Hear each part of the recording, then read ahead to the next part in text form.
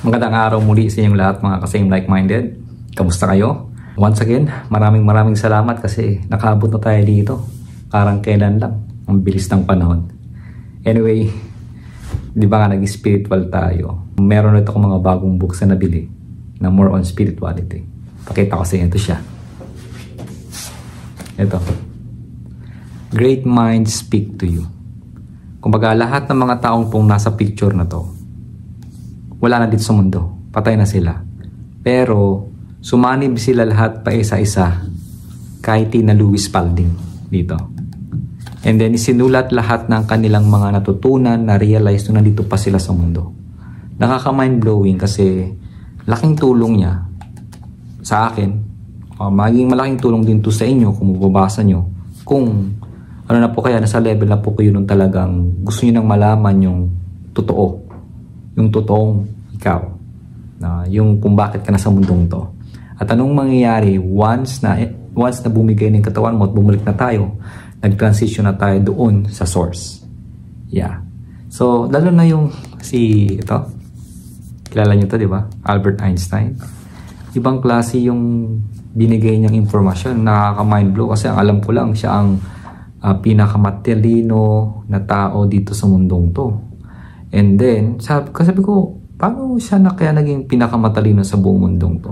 Yun yung sabi, since ang high school pa ako, kahit elementary pa. Ayan. And then, sinabi niya dito, na maraming tao, nakikita daw siya na nagtatrabaho mag-isa. Pero, hindi nila alam, behind the scene, kapag siya lang mag-isa, mas nakafocus siya sa meditation. Mas tinutuunan niya ng pansin yung matinding meditation niya kasi kumukunik siya doon sa guides niya. Doon sa non-physical.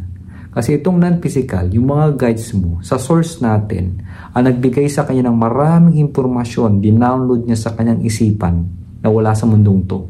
Ibig sabihin, yung mga information from non-physical, dinala niya papunta dito sa mundong to.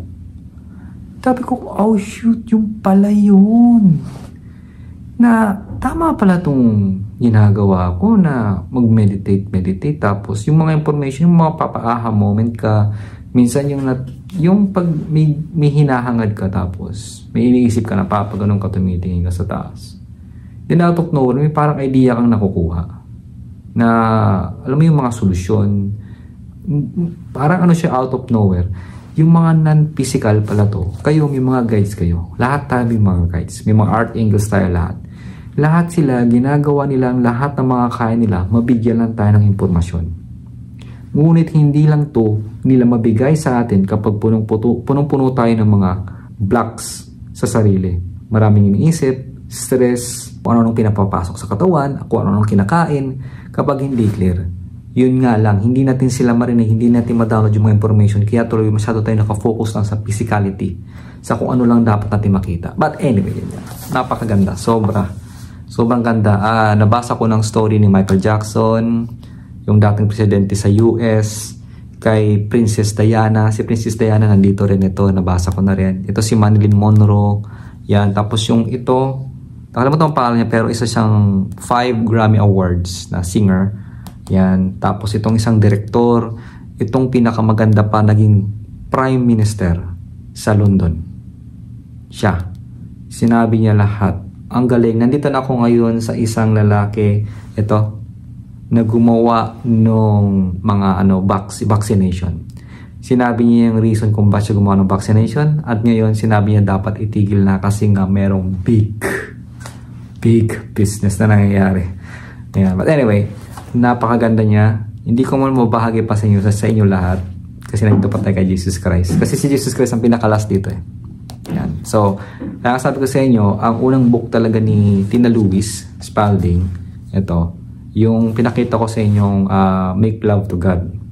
Ang pangalawang book niya, ito. Yan. So, after nito, saka yung Jesus Story, no? Yung autobiography. Anyway, nga, bago ulit natin i-share yung autobiography, i-share ko muna sa inyo yung mga notes ulit, no?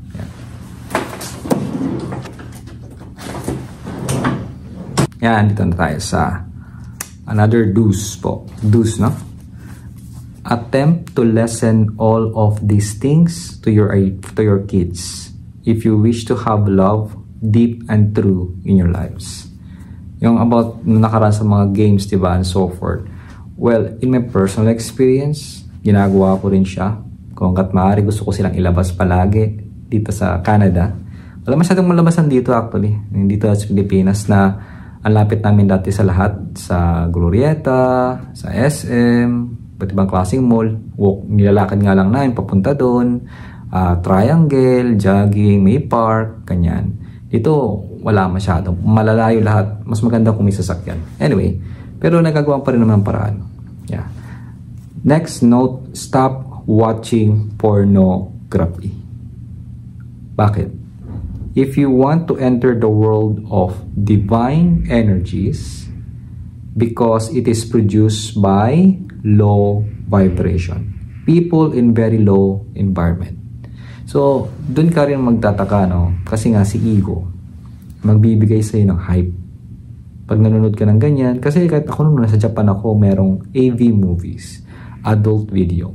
At talagang binibigyan pa ng mga awards yung mga babae na sobrang galing sa ganung palabas. Tapos nagpapalakpakan pa yung mga tao. Awarded. So, yung ego mo parang, uy, may ganun pala.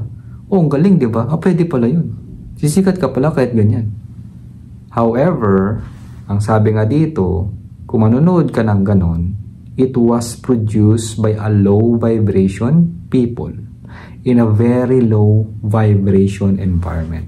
Pero siyempre, pag sinabi mo yung ganyan sa kanila, hindi yan maniniwala. Magagalit sila, mag-aamok sila, mainis sila, or they don't even care. No? So yun, kung gusto nating pumasok sa divine energies, we have to stop watching pornography. Okay? Next note, another note, the sex is not issue, but the dark energies of the ego. So, hindi naman issue yung pagtatalik, kundi yung dark energy are immediately aroused by the objectification of the sexual act of the body. So, yun. Oo nga naman, di ba sabi ko, pag nanood ka ng ganon, sumisikat, kumikita sila ng maraming pera, papalakpakan pa, ina-awardan pa. So, nag-a-arouse agad. Lalo na pag nanonood ka ng ganon, automatic, sa isang click, arouse agad yung energy nung dark energies galing sa ego. Yung pag nanonood tayo ng ganon. Yan. Use loving energies if have partners. So, kung pag tayo may partner, gamitin po natin yung love energy. Hindi yung lust energy na gusto lang natin ganon, and after nun wala na, maibisan lang yung hinahanap nung sinasabing sex nga. Pero kung hanggat maaari ay use love kapag tayo makipagtalik sa kanila. Yan. Next, when no partner. Yan. Kung wala naman kayong partner, single pa kayo, a loving imagination should be used to get the energy flowing. So, kung wala kayong partner, wala pa, gumamit kayo ng magandang imagination. At yun yung gagamitin nyo para yung energy ay mag-flow ng maganda. Yan. Next, porn is a big industry. It's true. Actually, nasa conversation with God din yan. Sinabi din ni God doon na, kasi, bago kay God, may question kasi si author, si Neil, na yung pagdating sa pera. And then, sabi nga ni God, kasi it depends kung paano mo iisipin yung isang pera. Ang explanation nga ni God doon na may taong scientist na pumupunta ng bukid o bundok, o let's say tulad ko na ganito nagbibigay at nagbabahagi ng mga impormasyon na talaga nakakatulong sa buhay, sa tao. However, at the same time, may mga taong gumagawa ng mga pornography or gagawa ng book, magsusulat ng mga 100 different kinds of positions pag ikaw magkakapagtalik, pero sila ang mas maraming kinikita kaysa sa tao ko o tulad ng ibang tao na talagang gusto mag-contribute, makatulong sa maraming tao. Di ba? So yun, supposed to be yung mga taong nakaka-discover ng gento ganon is kikita dapat ng gento mas malaki, pero mas binibigyan ng malaking pera yung entertainment. Always the entertainment like yung soccer, basketball, lalo na yung mga volleyball, muso ng Pilipinas, lahat ng klase, always entertainment is the source. No, hindi ganito self-development, hindi yung kaya kung titignan nyo yung vlogs ko, hindi ganun kadami yung viewers. Kasi sobrang pili lang ang taong manunood dahil nga mas prefer nila entertainment. Dahil si ego, ang gusto niya, entertainment, not development, not self-develop. Kasi ayaw niya. Ayaw ni ego, ayaw niya nang malaman mo ang katotohanan. Ayaw ni ego na bumalik ka sa kung saan ka talaga dati. At gustong-gusto ni ego na nasiseparate ka. No? Kaya gusto niya entertainment lang. Yung may mga patayan, may mga barilan. Dati nga, nanonood pa ako nung John Wick. Ang lupit ni John Wick, diba? Yung pak, ang lupit, ang forma, ganyan. Yun. So, ego lahat yun. Yan. So, kung wala kang acknowledgement, wala pang mga training talaga sa isipan and so forth, pag nanonood ka kasi, hindi ka aware, yung mga pinapanood mo, actually, yung mindset mo, yung consciousness mo, o yung subconscious mo, wala kasi silang time. Wala silang space. Sa kanila, reality agad. So, kung nanonood ka ng something na nagsusuntukan, ang iniisip niya, ikaw yun. Yun na nangyayari sa'yo. Kaya may mga like iniisip ka, diba? May ini-imagine ka, may ginugol ka. Kahit nakapikit ka ngayon, ini-imagine mo yung nangyayaring gento, hindi niya na-distinguish ang isipan mo kung yan ba ay past, present. Ang alam niya is now. Nangyayari na siya now. Kaya matinding programming ang ginagawa ng mga medias, yung mga sikat na mga tao, ganito ganon, para makita mo at pumasok yan sa isipan mo. Pag ikaw ay sobrang aware na talaga dito sa sinasabing ego mo at consciousness mo kung paano siya magsalita, magugulat ka. Kata ko sa sarili ko, halimbawa, yung bagong kanta ni Bruno Mars at ni Lady Gaga. Dati hindi ko siya ma-appreciate hanggang sa marami nang gumawa sa TikTok, may family ganito ganon, hanggang sa sabi ko, grabe itong iisip ko pag talaga yung sinasabing na LLS ba sa kanta, ganon. Sabi ko, tunog pala siya ng tunog, ang kulit so ang kailangan mo palang gawin nun para mawala, tumigil na siya, manood ka ulit. Pinanood ko siya kagabi kasi ayaw naliligo ko, tunog ng tunog tapos pinanood ko ulit yung yung music video, pinakinggan ko maigi, hinil ko, after nun, tapos na. Wala siya. Ganon yung mangyayari. Kaya nga, may mga bagay-bagay na paulit-ulit. The more na pinaulit-ulit mo, tumutunog isa sa isipan mo, naging unconscious competent ka na, yun ang magiging pagkatao mo. Ayan. So, yung hinangad ko lang naman doon yung melody, yung magagandang information, like, die with a smile. Magandang information mo yun. Kasi nandito maganda siya kasi naintindihan ko siya dito. Kung hindi nyo nababasa to, for sure sa inyo, negative yung ibig sabihin ng die with a smile. Kasi word na die, hindi maganda Pero actually, we're not dying. Akala natin we're dying, but actually we're not. Anyway, yun nga. Tuloy tayo. Yun nga, big porn is a big industry because it is a powerful energy that is being manipulated for profit and for the pure interest of low vibration men who have not an ounce of love on their minds. So yung mga tao, lalo na yung mga lalaki, nandun na sa palabas na yun, na naggaganon-ganon, ay low vibration, na kahit isang ounce o konti man lamang ay walang pagmamahal sa kanilang isipan. Well, siyempre hindi nila tatanggapin to. Kasi may ego sila. Nasasabihin, no, may pagmamahal ka. Mahal mong ginagawa mo. Diba? yun So, yun yung point, guys, no? Na kung nanonood pa kayo, I don't know kung sino nanonood, lesson na. Kung hindi pa kaya kung hindi pa lesson, hindi mabigla, sige, okay lang. Hanggang sa tuloy yung mawala nyo. Part yan, hindi siya agad-agad mawawala 100%. Yung mga taong hindi naman talaga nanonood, may mga taong nasaya na ganon. Ako, may ganon ako before. Kahit nagsimula ako, second year high school, manood ng mga ganyan. And then, syempre, hindi naman ako aware. Ngayon, mas lalo ako nagiging aware. Dating hilig ko pa magbasa ng mga sinasabing hentai or what. Mga ganyan before. So, napapansin ko nga, naglulong nga talaga ang energy ko. Hanggang sa pawala ng suluyan na wala na. Yun siya. No? So, yan. Next. Sex now is to be for love, and that is it.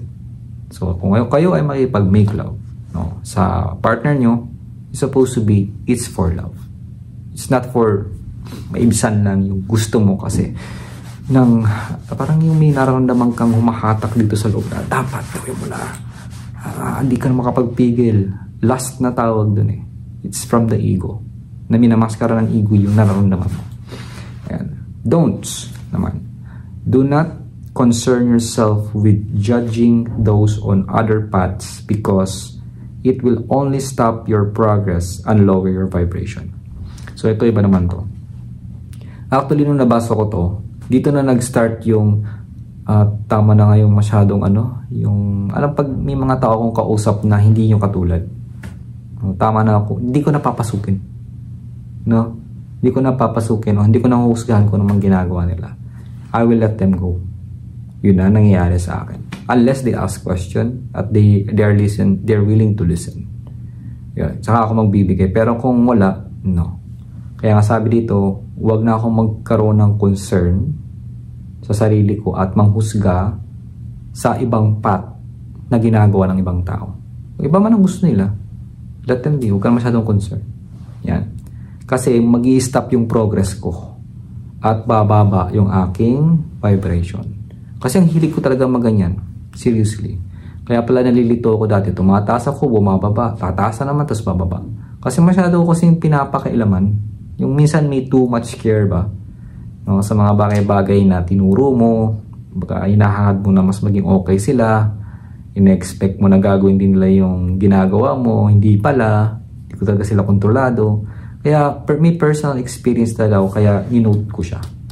Yan. So don't. So since nandito na to, mas aware na ako, it's up to you.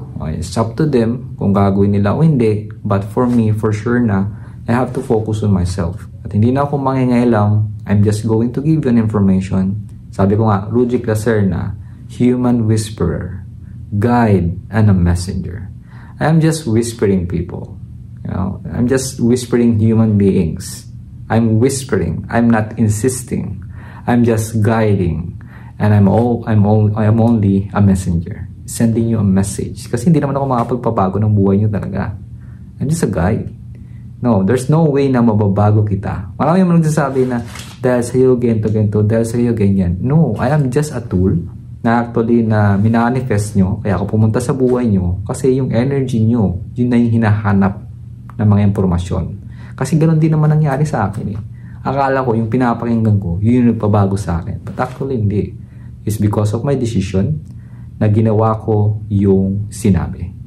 So ganun din, it's up to you. It is on your decision as well kung gagawin mo siya or hindi. Kasi pag ginawa mo, talagang ginawa mo siya, sinubukan mo, hindi yung tipong tatry lang. Talagang ginawa mo. Inobserbahan mo kung gagana o hindi. Hindi yung sa may tama at mali. Kasi may paniniwala ka na sa lahat ng mga bagay na tama na ginawa mo. Pero pag binigyan mo ng konsiderasyon, yung mga binibigay kong impormasyon, and then tinry mo talagang, inobserbahan mo yung dating tamang alam mo plus ito. Try ko nga to kasi medyo iba tong alam kong tama eh. Ito may bago siyang binibigay siya. Try ko nga i-accept the change. Sige nga. Hanggang sa makita mo, uy, gumagana na, may nagbabago na sa'yo.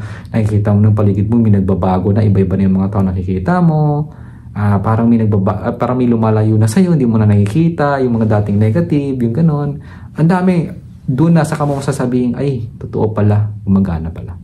So kung wala ka pa, hindi mo pa talaga na nagagawa, hindi mo kasi pwedeng sabihin mali agad to eh.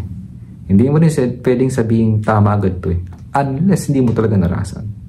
Saka mo sabihin mali to kung talagang ginawa mo siya for a certain of time. Ako kasi since 2016 nag-start eh. So kailan mo siya ginawa? Ilang years? Diba? O ilang months? Diba? Talaga bang binigyan mo ng maraming time? Kung hindi kasi, hindi mo pwedeng sabihin na mali agad eh. Kasi I'm just giving you an information na talagang umubra. Kasi ginawa ko. Talagang tinignan ko. Ang dami kong ups and downs, ang dami kong putol-putol, pero tinuloy ko, hindi ko in-stop. Yun yung difference. Diba?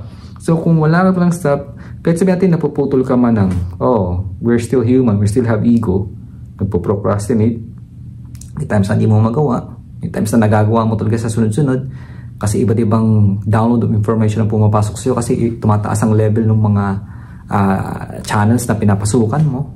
No? So, iba-iba din yung mararamdaman mo. So, there's certain time na pwede kang maputol, pero you have to come back again. Maging persistent ka, have a patience sa ginagawa mo, hanggang sa tumaas hanggang sa magugulat ka na lang na yung pagtitingin ka sa nakaraan mo, ay parang kailan lang ah. At sasabi mo sa sarili mo na, shoot, nagawa ko pala yun. Ang galing ah. And then ito yung pinaka big point. Once nasabi mo sa sarili mo na, parang kailan lang nagawa ko pala yun. Grabe. Gaganan itatap mo yung sarili mo. Ang galing ko pala. Tupit mo Nagawa mo yung mga ganung bagay. Pag ganyan ka, once bumibilib ka na sa sarili mo, yung ibang tao automatically bumibilib na rin sa'yo. Hanggat wala kang bilib sa sarili mo, hindi rin bibilib ang ibang tao sa'yo. Kaya nga, bilib na bilib ka sa maraming tao, di ba? Yung mga ganun. Kasi bilib na bilib sila sa sarili nila. It start from within us. Kaya nga lagi, magsisimula sa loob. Sa atin, sa sarili. Okay? So, yun. Next, do. Today, look at what is right in front of you. And do that unless it is television, in which case you should turn it off. So, ngayong araw na ito sa moment na to, tignan nyo po kung anong nasa harap nyo. Anong mga kailangan nyong gawin. Anong kailangan nyong makita. Unless na lang, sa mga TV, social media, or what, off nyo. Huwag yung masyadong panoorin. Kasi, ako personally, personal experience, pag may pinanood ka, ginanon mo, ninext mo, at some point, may ego ka na parang nahihypnotize ka. Kung hindi ka babalik sa yung parang consciousness na yung parang nagising ka sa sa hypnotism, hindi nyo yung kung nararamdaman yun na naging aware ka na balik. Wait, teka, dapat dito itong ginagawa ko. Yun. So kung hindi ka babalik sa ganun, tuloy-tuloy yun. Personal experience nangyari din sa akin, kaya ako nasasabi. Hindi ko naman sasabihin ito kung hindi ko naranasan eh. Yan. So kung at maaari off nyo, kasi talagang may hypnotism na mangyayari kung tuloy-tuloy. Ang bilis na nga, tuloy-tuloy pa. Yan. Next, be against war in all its forms. So, kung at maaari, against kayo sa lahat ng klaseng mga wars. Tulad ng war sa pamilya, away sa lahat ng mga pamilya, kamag-anak o kung ano. Naranasan ko yan back then. Wars in the landscape, ibig sabihin, yung pag-aaway sa mga lupaan, sa mga ari-arian, mga ganun. Landscape, sabihin natin yung mga landscape, yung mga gardening something or whatever, but more on landscape, lupa. Wars abroad are all the same. Yan. Yung mga napapanood yung mga wars sa ibang bansa. So, kailangan ito ang mga iiwasan nyo. Marami pa, kung maaari lahat ng klase ng wars. No? Kasi iba talagang sobrang nagre-react. Kung may nakitang balitang ganyan, may nagkakagulo. Kapag sa pamilya din, natatamaan, nadadamay, lalo na yung mga magulang mo, parang nasasaktan ka na sa sinasabi ng ibang tao, ganyan, lalo na yung sa mga lupain. Lahat na naranasan ko eh. Kasi, siyempre si Lolo, malaking lupa, after nung namatay siya, nag-transition pala, hindi siya namatay. Dun, nagkagulo eh, hindi naayos yung lupa. Yun, so nagkaway-away, ganito ganon, nagsisigawan, yan. So, may mga part din na parang napapasok na ako, nadamay na yung ganito ganon, kaya inalam ko kung anong root cause. Nalaman ko ng root cause, ganito ganon, hanggang sa finorgive ko na, tama na, hindi na ako makipag-atubili, lalayo na ako dyan. Okay na ako, thankful na ako, that's it, period. Yun. So, yun. Anyway, next, the sick, note lang to, the sick and perverted acts of the military around the world in the name of freedom are also lies, and they need to be stopped. Ibig sabihin, yung mga sick and perverted acts na may military. May mga military na sasabihin na, uy, we're here to help you. Okay kami. You're safe now. Mga ganyan. No. Na para sabihin for the freedom and so forth, kailangan silang mapigilan. You think, ganun din mo ko dati. You feel safe pag nandiyan sila. Pero kung titignan mo na maigi, no. There's always behind the reason. May reason behind yan sa bawat ginagawa nila. And 100% sure ako, may ibang intent talaga. May nararamdaman akong ganun before pa eh. Na may something, may mga talagang good-hearted naman. Pero syempre, they are trained. Naalala ko nung pumasok ako dati sa sa Campo Crame. Kasi as computer technology, nag-technician, nag-ayos ng computer, may bumili. Talagang iba yung tindigan ng mga pulis doon. And then may mga sinasabi sila na, hindi ko masyado nag-guess, pero kung sa Tagalog, kung ano man nakita mo dito or what, you have to remain silent. Kung gusto mo makabalik. Yung ganun word. Oh, you have to remain silent. So, most of the people, or sabihin natin army, kung ano man nakikita nila ginagawa, you have to remain silent. Alright? So, yan. Anyway, next, all the hospitals and all the doctors would soon be out of business if love were adopted by all humans and they went through their speaking, loving, acting loving, and giving a gentle touch along the way to show they care. So, ibig sabihin, kung lahat lang talaga ng mga doctors, no, o mananggagamot, kung ang hangad talaga nila ay love, no, kung talagang care, or talagang cure, hindi remedy. Yung remedyo lang kasi karamihan hindi talaga cure no? Lahat yan mawawala, ma-out of business. So, it's been proven na rin since back, nakal na kasi talagang kaya nga big business, di ba? Sabi ko siya, big business kasi siya Kaya ang magandang example nito is halimbawa, may cancer, di ba? Alam niyo yung ginagawa sa cancer? Yung, ano ba tawag yun? Yung may ginagamit na machine. Yung tutusukan ka dito, kukunin yung dugo mo, pupunta dun sa machine, papasok, lilinisin daw, tapos babalik dito sa'yo. Chemotherapy ba tawag doon? Hindi ko alam kung ano. So, imagine mo na lang, paano mo masasabing sobrang linis ng machine na yun? And how ka makakatulong nun? It's a machine. Ganun yung ginagawa. Sabi namin nakaka-survive man, pero sobrang liit. Ngayon, may tao naman na sabihin natin, meron talagang produkto. I know kung anong klase produkto at talagang gumagaling siya. Pero hindi pwede sabihin gumagaling. Alam niyo yun? Kasi nga, yung chemotherapy, imagine mo, halimbawa, 300,000 yung bayad for, sabihin natin, 1 week, halimbawa lang to. Hindi ako aware sa totoong presyo. Pero yung product na alam ko, sabihin natin nasa 10,000 lang. Pwede mo magamit for 1 month. Diba? 10,000. 10,000 yon, yung isa ay 300,000 for a week, 7 days. Yung alam kong produkto, 10,000 pesos for like, ano lang siya, 1 month. No? You have to do it consistently for 6 months. So, 10, 20, 30, 40, 50, 60,000. Yun yung gagastusin mo. Kung 300,000 ka, gaano mo siya dapat gagawin? Weekly. Sabihin natin, once a week mo siya gagawin, 300,000. Hindi ko alam kung 7 days. Hindi ko alam kasi kung gaano ka-consistent yung dapat gagawin sa chemo. So, ngayon, anong mangyayari sa business ng 300,000 a week? A week, ha? No? 4 weeks, 3, 6, 9, 12. 1 mahigit, 1.2 kikitain sa loob ng isang buwan. Right? Magkano, anong mangyayari pag nalaman nila may ganitong produkto at sinabi ko na gumagaling yung produktong to? At lahat ng tao ginawa to. Ano mangyayari na sa chemo? Dapat supposed to be, hey, cancer-free na. Wala na tayong cancer sa mundong to. Yes! Tapos na. Pero malabong mangyari yun. Kasi pag malaman nila kung yung produkto na yun, yung produkto na yun, o itong mga pharmaceutical company na sobrang daming ganito, pupuntahan nila, kakasapin nila yung may-ari, nakadiscover nun, sasabihin nila, bibili namin. Produkto mo. After nila mabili lahat yun, sisirain nila lahat yun. Kung hindi ka pumayag, ang sunod na gagawin lang, gagawa sila lang para ma-close ka lang. No?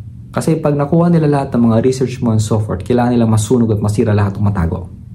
Hindi dapat mapubliko. Yan. This been happening for so long.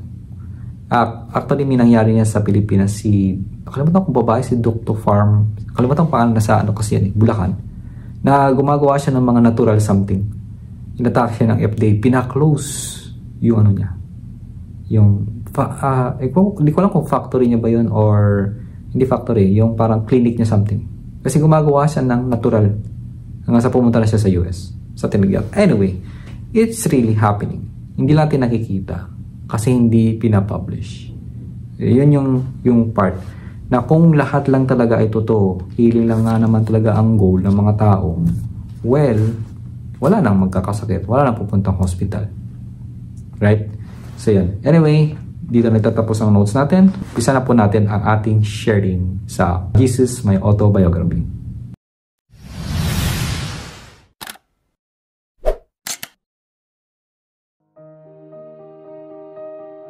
Hello everyone, my name is Suji Caserna at ito, patuloy na natin. Next sharing about dito, Jesus, My Autobiography. At last time, ang ganda nung, diba? Nung highlight na pinakita ko sa inyo about sa God. Ulitin ko lang para sa mga bagong nanonood or para ma-recap lang. Nasabi nga dito, ito diba? Na I was told that God is not a person. As we have been taught, kasi yung tinuro sa atin, not being with an ego that attacks and destroy. Hindi din siya yung may ego at maninira. No, yung isang Diyos ay isang force na magre-reflect lang sa lahat ng ating isip, salita at ginagawa. Okay? At magmamagnify. Alam yung magnify, parang nag-zoom. Lumalaki. Yan, pabalik sa atin. So this is something that I have been taught many times through my meditation, dreams, and psychic connection to the non-physical.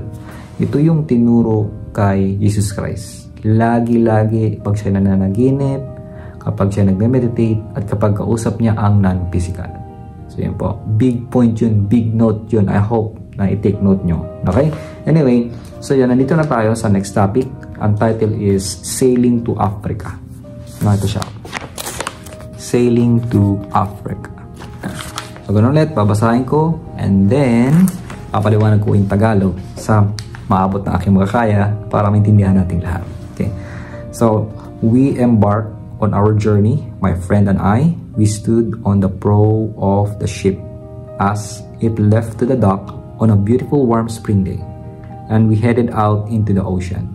So, ayan, umalis sila ng kaibigan niya na yon sa barko na yon sa magandang beautiful warm spring daw. So hindi sobrang init, hindi sobrang lamig, warm lang siya. Yan. So we were indeed heading toward the place na tinatawag nating Africa. Okay? The northern coast is where we were headed. So we went south. And the weather was beautiful. Pumunta sila sa may northern coast banda at hanggang sa makapunta sila sa may south at napakaganda nung panahon. Yan. Of course, it is always sunny. Lagi maaraw. And that part of the world, or at least it was in my time, ito yung pinakamaganda dito. Nung panahon na yan, panahon ni Jesus Christ, nung time niya, your climate is changing. It is getting harsher in that particular zone now. Ang climate kasi natin ay nagbago na at lalong nagiging harsh. Kung baka naging malupit na yung climate doon sa panahon, sa zone na yon. And it is not such a lovely place to live. Hindi na magandang tirhan. But in my day, pero nung panahon niya, nung buhay pa si Jesus Christ, it was much milder. Mild lang. Hindi talagang hot. Mainit. The heat was less brutal. Less lang. Hindi siya ganun ka brutal, na todong brutal. And the vegetation, the fruits and vegetables and things that could be grown in that area was very lush. So, di ba nga, part ng Africa kasi maraming, mainit kasi talaga doon. Di ba? Sobrang init. And then, walang mabubuhay ng mga prutas. O kung meron man, sobrang rare lang siguro. Hindi ko alam kung klaseng prutas ang pwede mabuhay. Pero tingnan mo dito, yung mga fruits and vegetables doon na talagang nag-grow. Hindi ko alam kung sabihin ng very lush, but it's very lush. It was really the Garden of Eden in the sense. Isipin mo yan? Garden of Eden siya before. Ngayon, wala na. Tuyong-tuyo na sa sobrang init. Na? Yan. I began to talk with my friend about his adventures. And he told me that he had been to many places. He had traveled with caravans across the desert to the land you call India. So, kinausap niya yung friend niya na yun, nakasama niya at marami na palang marami nang napuntahan na mga lugar. And also, nagta-travel din siya gamit yung mga caravan di ba? At tumatawid sila sa disyerto papunta doon sa sinasabing India. Yan. He would seek out sources of spices. So, ganoon pala ginagawa. Naghahanap ng mga spices na yung mga ganitong klase. Actually, dito sa Canada, kung saan ako nag-work right now, yung mga workmate ko kasi is from India, and ang kinukuhaan namin ng mga sinasabi nilang masala means ingredients, is lahat from India. Ang dami talaga, as in grabe talaga, ang dami nilang ingredients. Halo-halo na hindi ko na nakita sa Pilipinas before. Parang sila lahat, ang dami. I mean, libo klaseng ingredients meron sila. But anyway nga, nag-seek out siya ng spices and other materials he wished to sell. So, ganun pala na nung unang panahon, no? Barko ka, travel ka sa disyerto, tapos hanap ka ng mga ingredients sa ibang bagay na pwede mong ibenta pabalik kung saan ka nakatira. No? Ngayon wala na eh. Ano ka na lang, mag-TikTok, o di kaya Amazon, or di kaya Lazada, o Shopee. Wala, hindi mo na kailangan mag-travel. No? Isang click mo lang, nandyan na. O hindi man nandyan na, ilang days nandyan na. Eto, tingnan mo, months talaga. 6 months nga siguro bago madala yung produkto sa kung saan ka nakatira. Yeah. So he had done that for many years. He was working as a captain on a ship because his contacts were made. And his contacts were the things that I was very interested in. So itong kapitan nga ng barko na friend ni Jesus Christ, maraming mga contact. Kasi nga, nagtatravel lagi, di ba? At mas interesado si Jesus Christ sa mga contacts niya. Yan. Of course, he had names and locations of trusted friends that he had made over years. Siyempre, ganun yan. Pag nag-business ka naman lagi-lagi, magkakaroon ka talaga at makaka-develop ka ng totoong friends. Parang kayo, no? Maaaring hindi lang friends ang turing natin, but magkapatid na or more than that, na po nagkita tayo, for sure marami tayong mapag-uusapan na parang, alam mo yung parang matagal na tayo nagkakilala. Ayan. He assured me that if I connected with these beings, kapag nag-connect siya sa mga ganitong klaseng tao, o pag ako nag-connect sa mga katulad yung tao, I would be given a welcome response. Ayan. So, pag nakita tayo, welcome ka sa akin, and for sure magiging welcome din ako sa iyo. Pupunta ako. Hospitality and information that I needed to be safe in the area of the world in which I found myself. So, yun nga naman, pag may contact na pinuntahan ni Jesus Christ, mas magiging safe siya at magbibigay pa ng information na kung ano mga dapat at hindi dapat niya gawin. Yan. I took copious note. So, mahilig pala mag-notes si Jesus Christ. I was a good penman. Oh, di ba? Importante pala talaga mag-notes, guys. Napaka-importante mga kasame like-minded at mga kapatid na tayo ay mag-take notes. Oh, you know, I took copious notes. I was a good penman. And I wrote pages and pages of names, places, and destinations. Hilig siya mag-notes. Oh, mga places to. Kasi ako, nung wala pang mga Google Map na yan, nung ako pa ay computer technology, nagsiservice pa kami sa may Imus banda. Kasi doon yung, yung doon ako nagtatrabaho before, way back 2006 to 2007. Yan. So, pag pupunta kami, like, halimbawa sa Indang, ganyan. Alam mo yung tipong tuturuan ka lang na yung bahay namin, pagpasok mo, sasakay ka sa tricycle, tapos pag may nakita kang parang malaking puno, kakanan ka dyan. May sketch yan. Gaganunin ba? Nakakatawa talaga. Tapos, pagkakaliwa mo, mga siguro 2 kanto, kakaliwa ka ulit, and then pag may nakita kang parang blue na pinto o blue na gate, yan ay sa amin. Ganun pa dati. Ayan. Anyway, he told me which places to go to experience the religious and philosophical centers that I was interested in. So, tinuro din sa kanya kung saan yung mga places para pumunta, no, para ma-experience yung sinasabing religious and philosophical centers. Kung saan interesado si Jesus Christ. He had come across this in his journeys and had been a student of spiritual matters himself.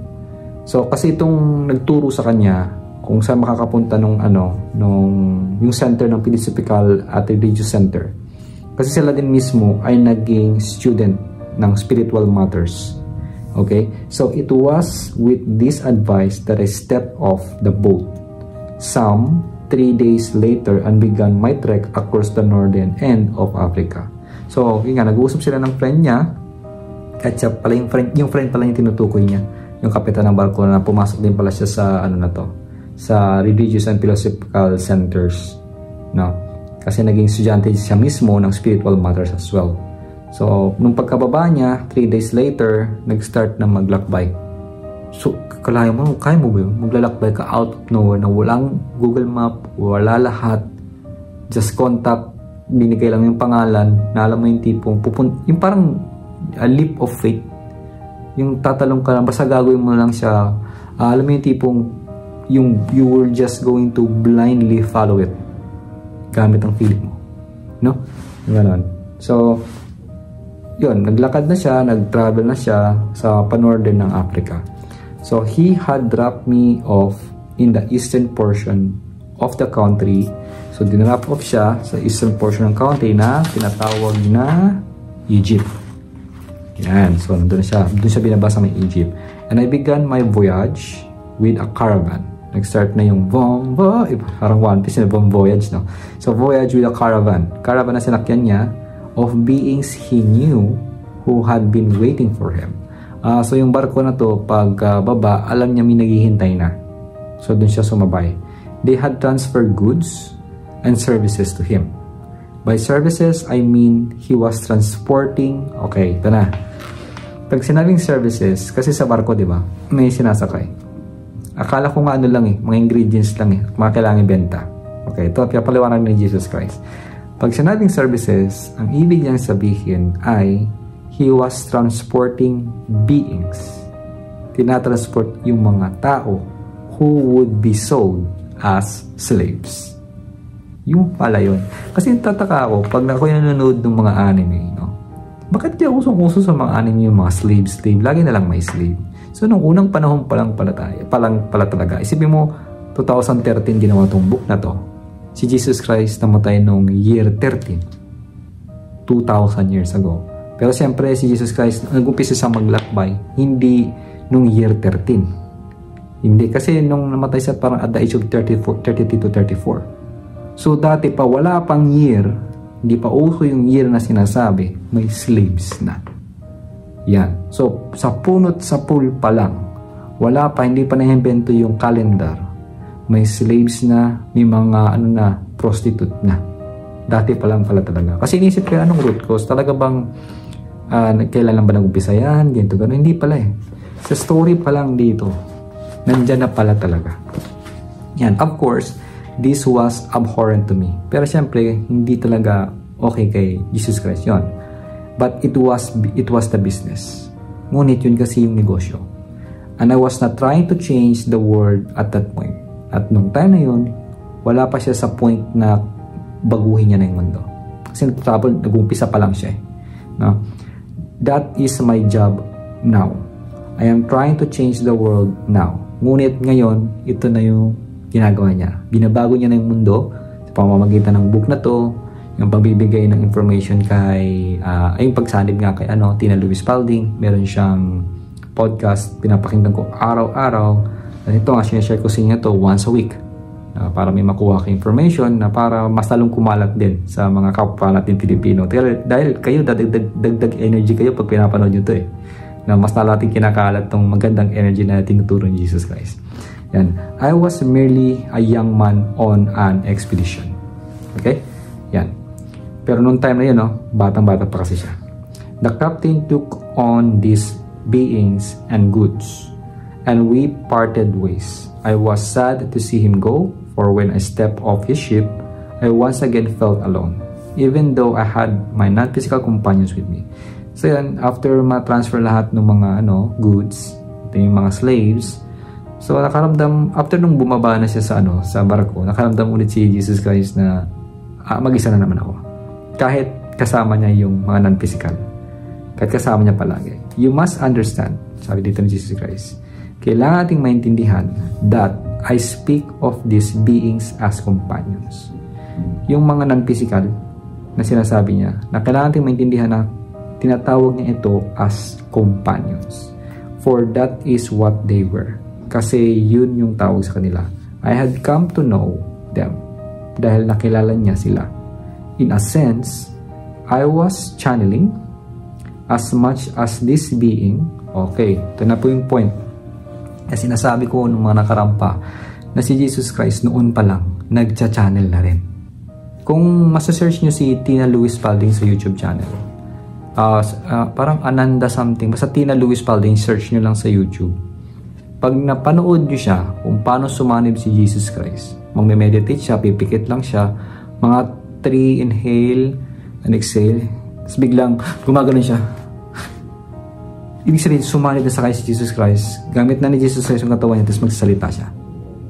Ganon. So, yung 40 days and 40 nights kasi ginawa ko yung for 2 times. So, inobserban ko same pattern, same thing. Laging sinasabi niya ni Jesus Christ na, I am the one, you know that who's Jesus. Lagi niya sinasabi yon. So, nakita ko talaga na, ito, solid talagang totoo talaga to. Ramdam ko eh. Yan. So, dito pala, si Jesus Christ, ginagawa niya na rin pala yung channeling. So, isipin nyo, wala pa, hindi pa uso yung mga internet.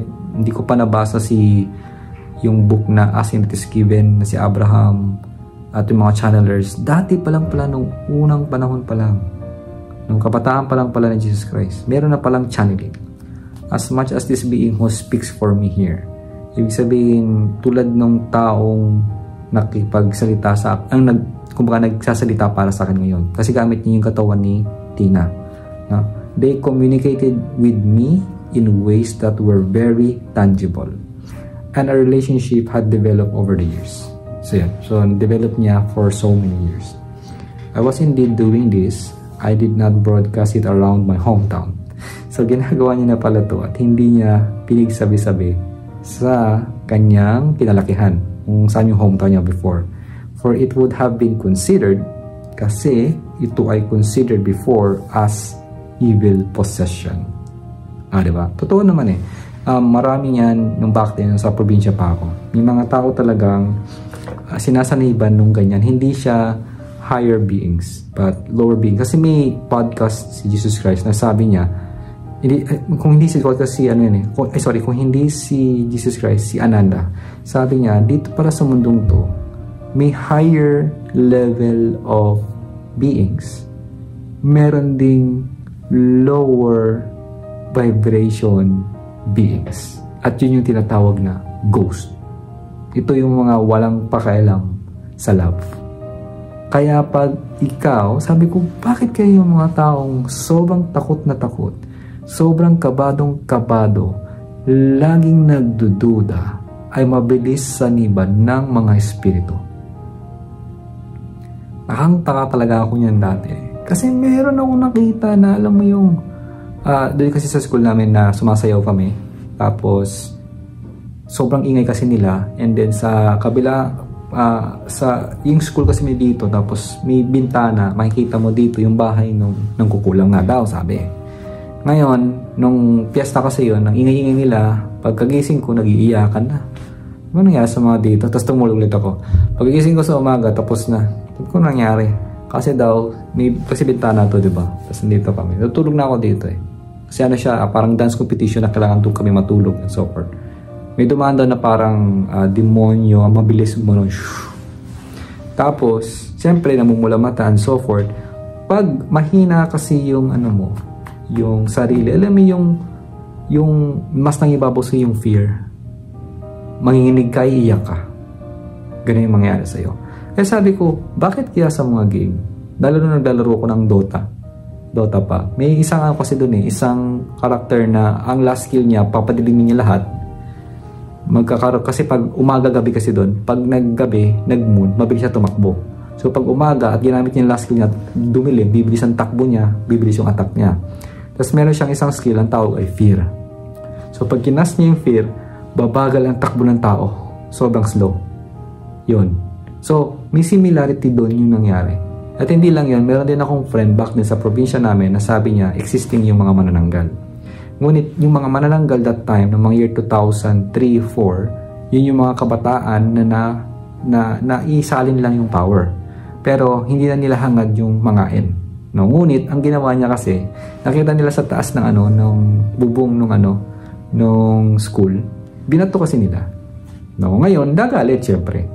Kaya nang gagawin yan, umikot yan, gumagalaw sila. Shhh! So pag umikot yan, magkakast yan ng fear sa'yo. Pag nagkast sa'yo ng fear, kahit di ka natatakot, no? May fear, hindi makakagalaw yung katawan mo. Stun ka. And then sabi niya sa akin, makakagalaw ka lang kung kakagatin mo yung dila mo. Yan. So pag kinagat mo, saka ka makakagalaw. Yun. So may mga kasabihan pa noon na kapag malayo ang tunog nung gumaganon, malayo ang tunog, ibig sabihin malapit na siya sa'yo. Malapit na. Kapag malapit ang tunog, ibig sabihin ang layo niya pa. Nangyari sa akin yan kasi umuwi ako lagi yung mga unang madaling araw. Makikita mo lahat sa kalsada, mga mga aso. Hindi pa uso yung roro nun. Wala talagang sasakyan. Ang dilim. Yung ganyan. Naranasan ko yung kaya nasasabi ko ang ganito sa inyo eh. Kasi ako mismo sa sarili ko, nabuhay ako sa probinsya na punong-puno ng spiritual. Ilang beses na akong nakulam, ilang beses na akong ginamot ng mga manggagamot. Ilang beses na talaga, ilang beses ako nabalian, ganito, ganon. Ang dami, kaya siguro kung umabot sa ganito, yun yung naging process ko para lumakas ako. At umabot ako sa ganito. Yan. Sa mga, anyway, napakahaba. But it's really part na sinasabi ko nga sa inyo, yung sinasabing evil possession. It's really true. Pag mababa ang vibration mo, more on takot ka, mabilis kang dapuan. Pero kung mataas ang yung feeling mo, maganda yung nararamdaman mo, lalo na ikaw yung taong mas lalo kang nagku-curious sa mga gento na gusto mo silang makita, na talagang gusto mong malaman, yung parang nagku-curious sa bakit nandyan ka. Alam mo yung pag nagpakita sa'yo, instead na matakot ka, ikaw sabi mo, ba't nandyan ka? Ano na nangyayari?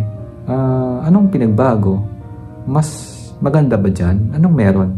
Yung gano'n yung naku-curious ba ako? So the more na gano'n ka pala, lalong di sa'yo magpapakita yung mga low level vibration o low dimension ng mga beings. Yun yung mangyayari. Nandiyan silang paparamdam lang. Pero hindi silang papakita sa'yo. Pero pag ikaw ay nagparamdam at takot ka, mas lalong lalapit sa'yo yan. Okay, sige. Kasi fear ang sinisend mo eh. Fear, lalo kaming attractive sila sa fear. So lalapit sila lalo silang lalapit sa'yo. Lalo silang papasok sa'yo. Lalo ka pa nilang kukulitin. Yan. Pero kung love, hindi nila matik ang love eh. Masyadong mainit ang love for them. Hindi, lalayo sila. Hindi nila kaya. As in 100%. Kasi noong 2019, 20, 21, nung nandun kami sa probinsya pandemic, di ba? Kung saang probinsya ako, kung saan ako lumaki. Alas 12, alas 2, gumising man ako. Bale, wala. May mararamdaman ako, sinasabi ko sa sarili ko, halika dito. Bibigyan kita ng love. Aware ako eh. Aware ako, nalalayo sila. Pasalaw silang di magpapakita pag ang nag-i-emit sa akin na energy ay love. They cannot take it. 100%. Yeah. Anyway, so yun nga, evil possession, but this is what's happening. The beings gave me information that was of high vibration and helped me always in my life. So yung beings kasi na sumasanib kay Jesus Christ o nagbibigay ng information sa kanya ay sobrang taas at tinutulungan siya sa buhay niya. This prevented me from feeling truly alone. So yun yung tumutulong sa kanya para maibsan o talagang matanggal yung sinasabing pagka-alone. Yan. So another thing, no, pagdating dito, kasi nga binanggit ko na rin sa inyo yung experience ko, kaya ako ganito magpaliwanag, kasi lahat ng pinapaliwanag ko talaga is talagang nangyari sa akin. Hindi siya invento lang, kumbaga, kaya ko siya naalala kasi na pagdudugtong-dugtong ko, nako-connect ko lahat ng mga nangyari sa akin. After ko mabasa to, nagbibigay ng realization sa yun eh. Na parang nababasa mo na yung buhay. Yan. So, nakita ko na kapag high vibration ka naman, mataas ka talaga, mas lalo kong yung ma-attract mo yung light katulad ko o katulad mo, yung iba pang high vibration din, hindi man kayo pareho but may similarity of feeling. May mga ganung tao na hindi mo nag-aral nito, unaware sila, pero may ganun silang vibration, kaya kami nag-meet, kaya kami nagkikita, kaya pag nag-usap kami, parang ang tagal namin hindi nagkita. Ganyan. And then, tulad nung kasi di ba kakalaw of attraction ko, I feel good, ganyan, Napoleon Hill, ganito, dami pinag-aaralan. Tapos lalo na yung sa Miracle of Water, napanood nyo ba yun? Yung, ibig sabihin, yung tubig, yung si Masaru Emoto. Yung mga dating subscriber for sure na punod to. Yung tubig, pag nilagay sa baso, tapos sinabihan ng I love you, I care for you, yung another different kind of sounds na magaganda pag nilagay sa freezer, and then pag tinanggal, tinignan sa microscope, ang ganda nung shape niya. Yan. So kakapanood ko noon, ganito ganon, and then itong law of attraction, energy and stuff, hindi mo akalain na yung may-ari pala ng Japanese company ay aware kay Masaru Emoto at nakita niya na si Masaru Emoto bago mamatay, at doon nag-start ang pangalan ng kanyang company. Kaya ang pangalan ng company niya ay Thanks I. Ibig sabihin, thanks, diba, salamat. Ang I lang kasi nakalagay, akala ng ibang tao AI, no. I in Japanese means love. So, ang water kasi nilagyan ng salamat at love, kinumbine yun, sobrang ganda nung shape talaga. Search nyo. Miracle Water by Masaru Emoto. Makikita nyo sa Google yan, yung mga pictures. Makikita nyo rin pag rock yung pinakinggan o nagmura o pag sinabing I kill you. Makikita nyo yung shape nung water sa boat. Ganun siya. Tayo, 70% water tayo. Kaya may mga sinasabi na, since maganda tong book na to, pag dinikit ko yan sa akin, kahit bit-bit ko lang, kahit nasa bag ko lang, nasa likod ko, ito yung mga wordings nito pumapasok sa akin. Yan. Kasi meron din dong experiment na yung water, hindi naman sinabihan, naglagay lang ng notes, dinikit lang sa water. No? Meron pa nga bigas eh. And then tinignan nila sa following day. Yung pangit yung words, yung bigas ng itim. Yung maganda yung word, yung bigas, maganda pa rin. Yun. Parang hindi ka paniwala, no? Pero panoorin yung meron yan. Meron yan, as in. Try nyo yung search kasi hindi ko lang masasabihin to kung hindi ko talaga sa napanood ng ilang beses at talagang isinabuhay ko at inobserbahan ko. Ayan. And yun nga, sabi ko nga sa may-ari na nagkita kami, siya din mismo nagsabi sa akin na bakit parang ang tagal natin magkilala. And then sabi nung asawa niya sa akin, ito yung asawa ko, Japanese yun, no? Hindi marunong mag-English, Japanese lang. Pero iba't ibang bansa yung company niya. Tapos sabi sa akin ng asawa niya, lagi siyang nakasuits, may bit-bit na parang bag, and then may bag lang, and then yung mga wallet niya and so forth. Naglalakad siya mag-isa, as in kahit saang liblib na lugar, pero never ever siya nakaranas na siya ay na hold up or naka-engage sa mga pangit na tao. Wala. Bakit gano'n, no? Kasi ang mindset niya is pure good, pure love. Kasi sabi ko sa kanya, ang tawag kasi namin Satcho. Sabi ko, Satcho, nung kayo ay bago pa lang, nag-uumpisa pa lang sa business, kasi networking kasi yung company. Nung sabi niya, nag-uumpisa pa lang daw siya, wala siyang tinapos, hindi niya tinapos yung, di ba, may mga K-12.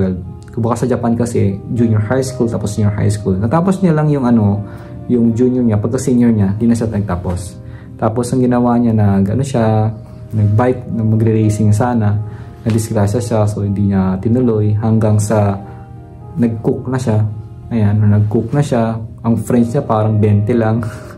20 lang daw ang French niya. Tapos nag-start siya sa networking. Sabi niya, para makakatulong sa akin to, ganito, ganon. And then, alam mo, pinaka-big, isa pa to, nagulat ako. Sabi niya, nung nag-start na siya mag-networking, kasi diba kinausap niya mga friends niya, walang naniwala. Hanggang sa, siyempre mahirap siya eh. Mahirap lang talaga siya. Sa isang linggo, kumain siya wala kasi 2 linggo, puro potato chips lang. Chichira kinakain niya hanggang sa pa'y lumalabas na butig-butig na daw sa kanya. Yung sabi niya, kasi gusto niyang maranasan yung pangit, sinasabi. Kaya niya ginawa yun dahil back then, wala siyang book. At saka sa Japan, meron kasing sinasabing, yung second hand book, papasok ka doon, basa ka ng book. Meron siya nakitang Conversations with God. Nanindig yung balahibo. Sabi ko, binasa niya rin palang Conversations with God na book 1, 2, and 3. Nagulat talaga ako. Sabi ko, binasa ko rin yan eh. Pareho kami ng binasa. And then sabi niya, after niya mabasa yon, sabi niya, okay, simula ngayon, sabi niya, every time na may magtatanong sa akin, kung kamusta ka, how are you? Ang lagi niya sagot, the best. The best. Oh, kamusta ka na? The best. Ganda, the best. Kung baga sa Japanese, psycho des. Mga ganun siya. Kahit daw hirap na hirap daw siya sa buhay niya, lagi, psycho des, the best. Ganun lagi, yung sinasabi niya. Tapos, pangalawa, sabi niya, lagi niya sasabihin na, I am so lucky.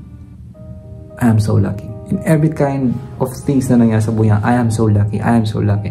Yung parang naglalakad ka tapos biglang bibisikletang gumano na hindi ka tinamaan. Uy, I am so lucky. I'm so lucky. Kahit anong bagay, I am so lucky. Yan, ginawa ko rin yan. Nangyari talaga sa akin. At ito yung real life experience ko dyan. So, sobrang sabi ko, kahit nagdadasal ako, sabi ko, I am so lucky. Ginaganyan ko na lagi. Medyo pangit nun dati sa akin, di matanggap ng katawan ko kasi ang alam ko lang hindi the follow, di ba? Sabi ko, I am so lucky. Thank you, thank you, thank you, thank you, thank you.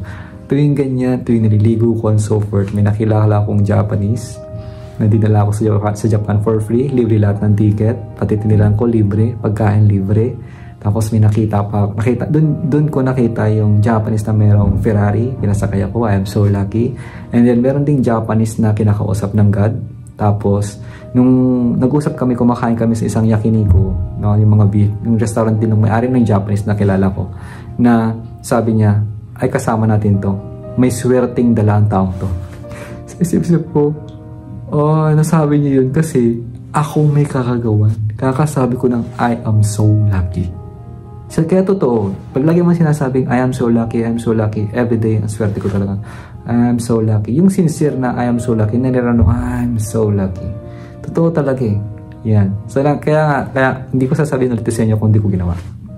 Yan. So, sa training ko pa lang before, sa audio, sinabi niya yun. Nasasabi mo, I am so lucky. Nung napakinggan ko dito sa may-ari, kaya nga, hindi siya marunong English. Yung kapatid niya nag-aral ng for so many years sa English, nandun lang sa Japan. Pero siya, marami siyang company, nakalibot na siya sa iba't ibang bansa. Hindi siya marunong mag-English siya. Oh. Yun. And yung pangatlo, sabi niya, every time doon na magpipicture, yung ba yun? Parang yun eh. Hindi siya, pag nagpipicture siya, laging nakabuka ka yung bunga. Nakaganto. Hindi ka lang. Nakaganto. Nakaganyan sa palagi, nakabuka yung bibig. Ganyan. Sabi ko bakit? Kasi never ever kang makakitang nakasimangot pag nakabuka ka yung bibig.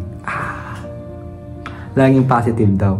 No? Tuwing picture. Kaya lagi siyang ganyan pag nagpapapicture. So, ang galing nung nagkita kami, napakaganda. Ang dami naman pinag-usapan and so forth. So, hindi ko lang tinuloy yung networking. Kasi, hindi ako nag-network. That time kasi back office ako. Sa company niya, yung nag-encode, nag-explain, and then sila magbigay ng payment sa amin para ayusin yung ano nila, structures, ganito, ganyan. Pero ako lang nagpapaliwanag ng products kasi Japanese and tatagalugin ko. Yun lang. Ang daming nag-recruit sa akin ng mga Japanese kasi advantage nga naman nila. Dahil gusto-gusto ko yung product. Ako mismo gusto-gusto ko. Na-try ko rin. And then, inano ko siya. Ako yung, siyempre, kabisado ko na kung paano ipaliwanag. Nakukuha ko loob ng tao. And then, anyway, umalis ako as being 70k yung kinikita ko doon. Umalis ako. And then, after nun, nag-business ako. Napansin ko sa sarili ko, hindi umubra sa akin yung networking kahit anong gawin ko. Dahil ako yung tao, may pinangahawakan ako sa sarili ko. At yun talaga ang sinasabi din sa akin ng spirit ko at ng puso ko. Na ako yung taong laging magbibigay sa iyo ng information at I will let you decide kung gagawin mo o hindi. Ang tawag kasi doon ay influence. I'm just going to influence you. Hindi kita ipipersuade. Ang persuade kasi ay something na may sinabi ako sa iyo, pinaliwanag kita, hinipe kita, binili mo yung produkto, and then pag uwi mo sa bahay, magtataka ka, nagawin ko dito, ba't ko ba binili dito? Kasi na-persuade lang kita without your conscious matter. But if you are in influence, in-influensya lang kita, ipapaliwanag ko sa ito, kagantuhin kita, and then bago ka mo bumili, sasabihin ko, what do you think? Nakikita mo ba sa sarili mo na kukunin mo to? Okay ba sa'yo? Ganun ako eh. Ganun ako. Kumbaga, I don't wanna deal with people na maraming doubt. Kumbaga, kung nakita mo kasing resulta sa akin at sasabihin nila ang mahal ng produkto, then don't buy it. Kasi doon pa lang, wala na. No? So, kung kasi yung part, baga sa akin, ayoko mamili. Ako yung taong hindi mamimili. Ako yung taong, if you want it, gagawin mo sa sarili mo, susubukan mo, do it. Kasi kung wala ka pa sa conscious matter na talagang gusto mo maging healthy, hindi mo gagawin yun eh. Isang tao lang talaga na na-influensyahan ko na hanggang ngayon tinitake niyang produkto. Siya lang mag-isa ngayon sa Pilipinas na nagtitake nun. Kasi nawala na yung Tingsay sa Pilipinas, hindi masyadong malakas yung mga persuasion ng ibang MLM company. At yung company kasi na Tingsay, hindi sila part na naghahanap ng mga malalakas na networker sa Pilipinas na malakas na humatak ng tao. Yung ganun, hindi. Basta ako talaga yung tao, hindi ko kasi matake na ipipersuade lang kita hanggang sa ma-sign up kita tapos kumita din. O may follow up na, may training, tapos kung wala na, bahala ka na. Ewan ko, I'm just not like that. I'm just a person na hindi pera ang hangad ko, but talagang totoong health na talagang magiging healthy ka. Na hindi na ako nakapag-take nun. Pero since ito natapos ng work ko, yung binabayaran pa ako mga utang, sadya yung mga listo. Ito, marami to. Yan o. Yan, ito. So, meron pa yan. And kiniklear out ko siya. Yun yung next na plan ko dahil gusto kong ibalik. Okay pa naman ako. Nakapag-ano naman ako, meditate, nakikleanse naman kahit paano through fasting. Kaya okay pa, nag-detox naman ng iba, more on tubig. Pero syempre, kung meron ako nun, mas mabilis yung healing factor ko. Mas tataas yung vibration ko. At ang gustong-gusto kong product nila, yung Jojen X. Kasi yung Jojen X, pag ininom mo, meron tayong sa loob ng katawan, yung mga pores o something, mga DNA structure na naka-turn off. Pag ininom mo yun, magto-turn on siya. Meaning, yung mga DNA na to, nagto-turn on lang talaga. Di mo inom yung produkto na yun, no? Magto-turn on lang siya kapag nag-exercise ka. Kaya yung mga nag-exercise, nagbabata, di ba? Kasi nag-exercise. Naging okay ang katawan, gumaganda, still bata. Kung hindi ka nag-exercise at nag-take ka ng Jojen X na yun, yung product will turn it on. It will help your body to turn it on, yung genetics na yun or yung DNA mo para to look young. Yan. So may mga, well, hindi ko na ipapaliwanag sa inyo, pero kung nagsasabi sa inyo, iinumin ko yun, ipapakita ko na lang sa inyo sa susunod, and it's up to you if you're going to buy it or not. Basta ako, magpapakita sa inyo ng proof na it's working. At wala na akong ibang gustong produktong inumin kasi yun ang pinaka-the best dahil tinanong ko rin sa kanya yan na ang product niya mahal talaga. Sobrang mahal. And then yung question is, paano kung meron pang product na mas matindi dyan sa product na meron sa'yo? Sabi ng may-ari, kung meron pang mas titindi pa sa product na meron sa akin ngayon, papalitan ko to, yun ang kukunin ko. Kasi ang product niya, kung hindi 90% na totoo, 100%. Yung ingredients. Kasi may mga ingredients na halimbawa, alam niyo yung usong-uso sa Japan yung pampaganda ng mukha. Nakalimutan ko yung term. Pero sabi niya, lahat ng produkto sa Japan na merong ganon, na magpapaganda ng kutis, ganyan, sabi niya, only like 1% o 2% lang ng produkto ang laman nun. Nung laman nun. Pero siya kasi ang produkto niya, nung talagang nagpapabata and everything is 90%. Kaya mahal yung produkto niya. Kaya nga, affordable eh. Na idadaan na lang sa marketing staff. Na ganito, sa mga magagandang kutis na agad. Ganun yung ginagawa. Para bumili. Pero siya, hindi. Hindi siya nagmamarket. Advertise and so forth, hindi. Ang way niya is kuchikomi, parang true wisdom, true words lang ba? Ganun yung ginagawa niya. Hindi siya sa part na ito todo or what in marketing. Hindi. Kaya napakatotoo niyang tao. Yun yung talagang totoong tao na ang hangad ay hindi pera but totoong health.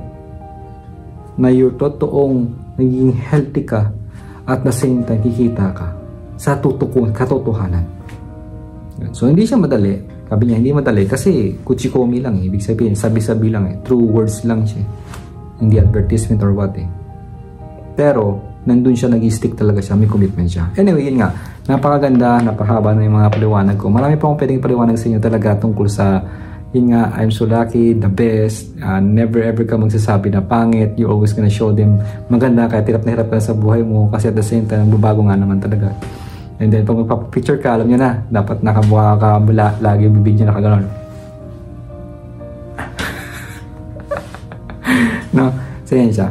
So, dito, sabi Jesus Christ, before I began the journey with the caravan, I was given more suitable clothing by my kind friend.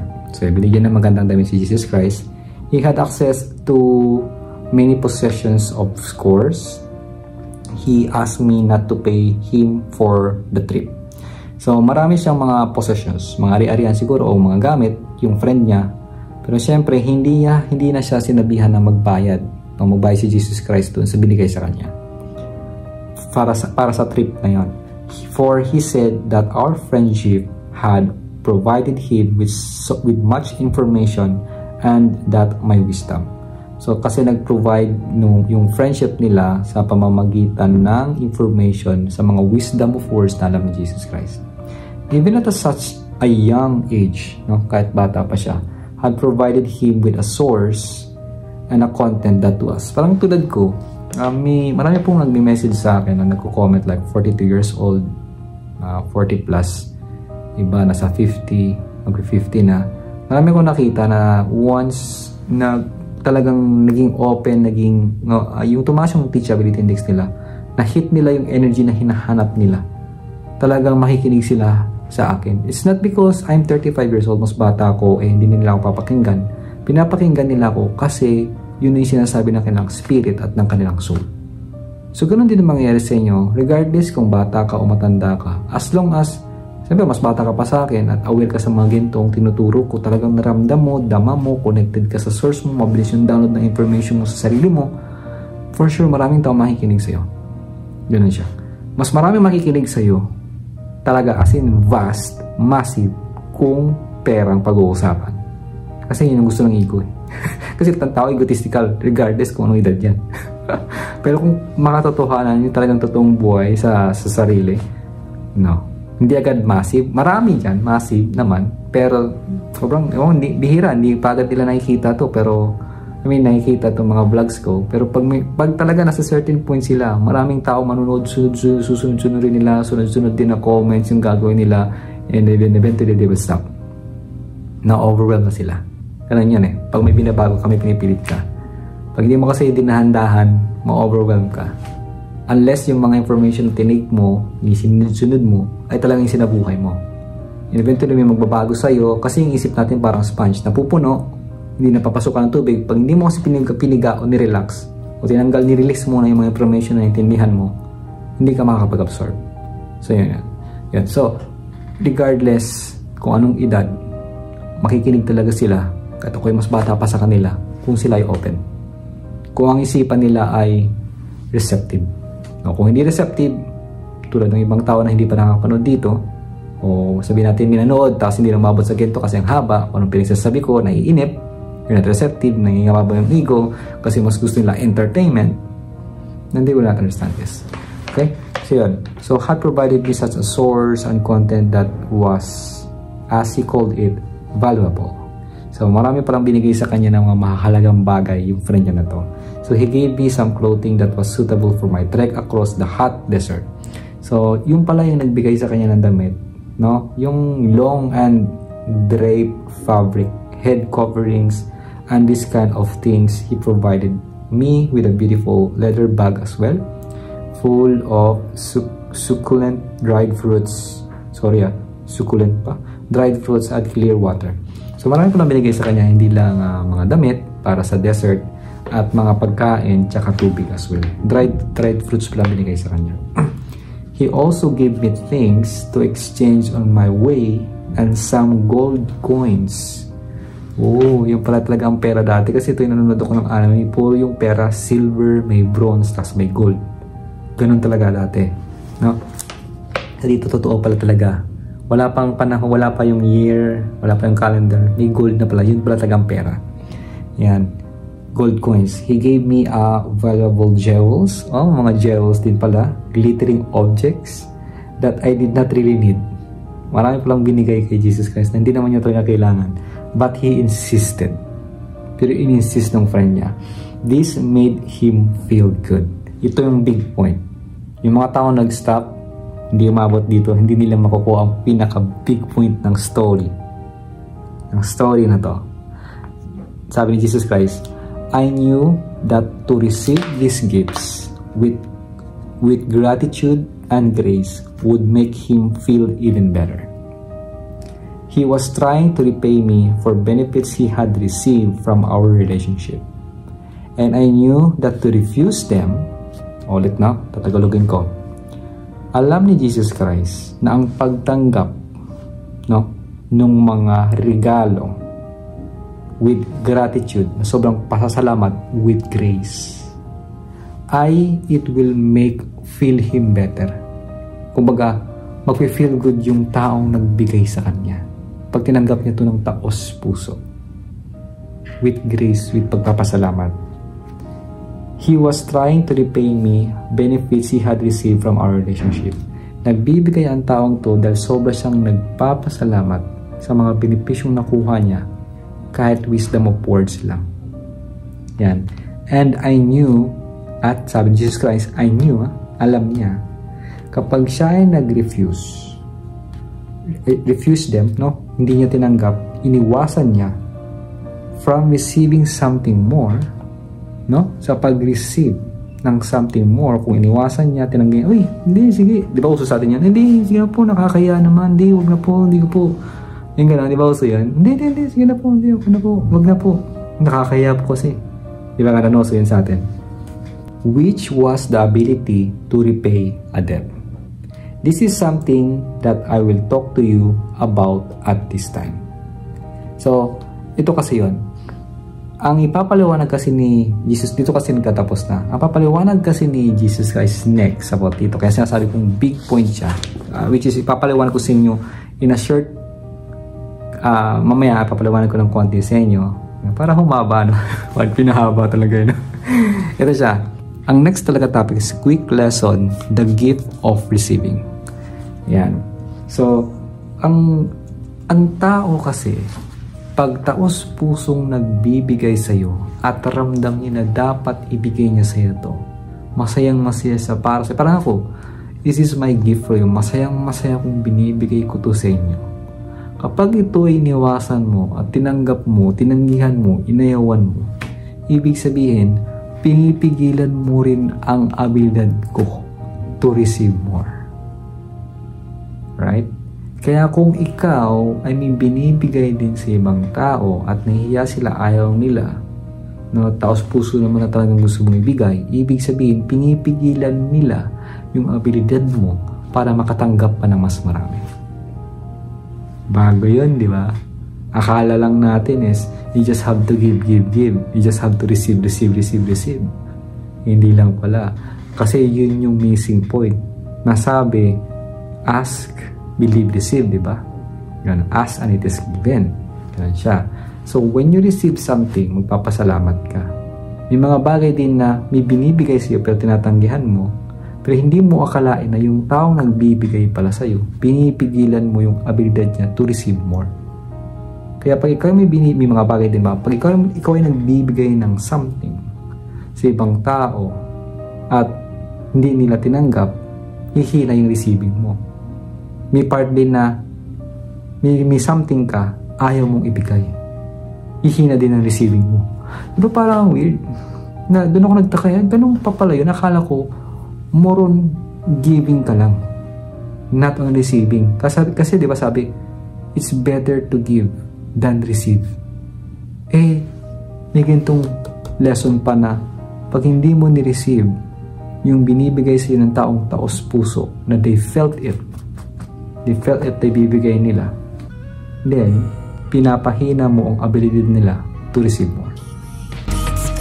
Hilaga, timog, silangan at kanluran. Saan nga ba makikita yung sagot sa katanungan? May suntok ba yung tugtugan? Natumbok ba yung bumbunan? May tuldok na yung usapan pag agad mong pinusuan. Nag-ipon, nagkimkim sa panahon ng kagutuman.